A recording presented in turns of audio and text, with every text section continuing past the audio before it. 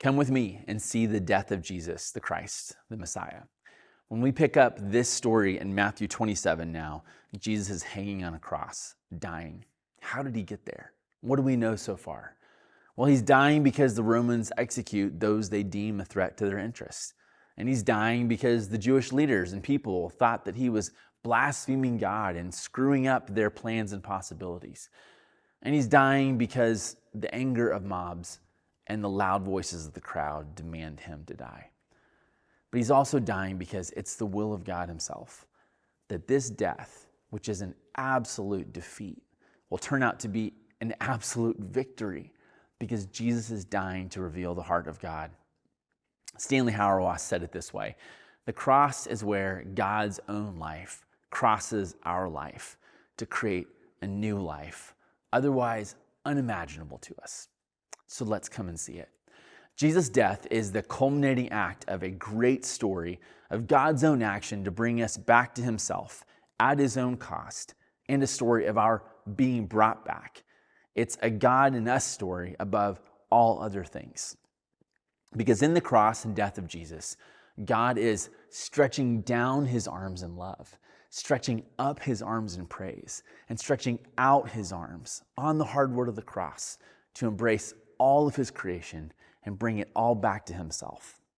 So see and hear this Jesus crying out to God. After hours of suffering and darkness, the words of Psalm 22 come to Jesus' lips in a heart-rending cry, my God, why have you forsaken me?" Here we witness a deep and great mystery. How is it? How is it that in the absolute dereliction of the cross at this moment, we see the glory of God himself, his power to be where and when he will be displayed before the world? How is it that in the hour of his death, the Son of God himself goes to the deepest pits of our despair? Kirill of Jerusalem put it this way, that here Christ cries out for us on our behalf, in our place. Here the Son of God takes our place and becomes for us the abandonment that our sin produces. We've talked here in church that Calvin on the cross said that Jesus experienced all the pains and torments of hell in your place, the rebellion, the darkness, the God-forsakenness. See and hear also the chaotic response to his suffering by everyone around. I mean, some are confused. They think he's calling on Elijah, crying out in the hope that the great prophet would save him. And some are compassionate. Somebody runs to get supplies to help with his pain, pushing a wine-soaked sponge up to his lips to dull his pain and dim his wits, make the darkness a bit more bearable. And yet some are still critical or contemptuous. Seriously, crying out to Elijah? What, is Jesus pretending to be like him in life? And so, if so, fine. Let's see if Elijah can help him now and save him now. But then see and hear Jesus' own loud cry. The text says he cried out in a loud voice. This second to last action of his was a final cry to God. It's strange.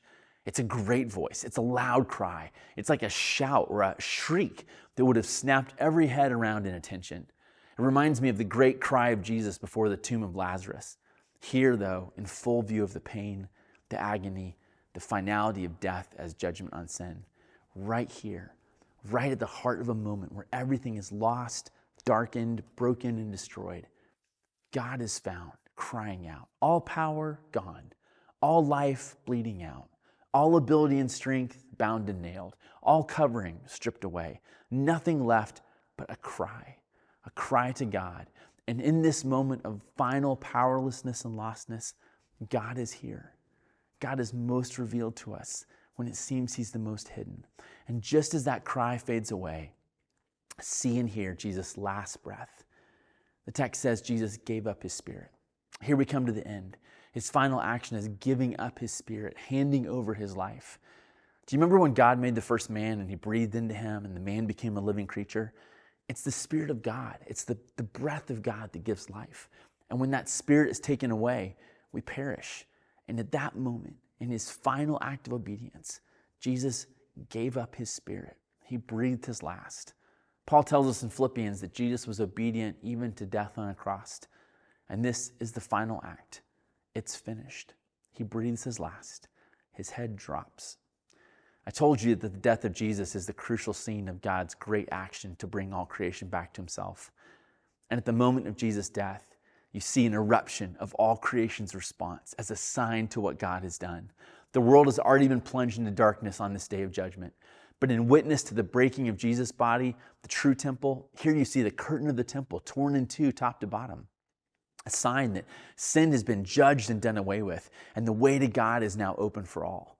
Here you see the very rocks cry out. It's an earthquake. The rocks split apart in praise. Here you see the tombs break open and people come out.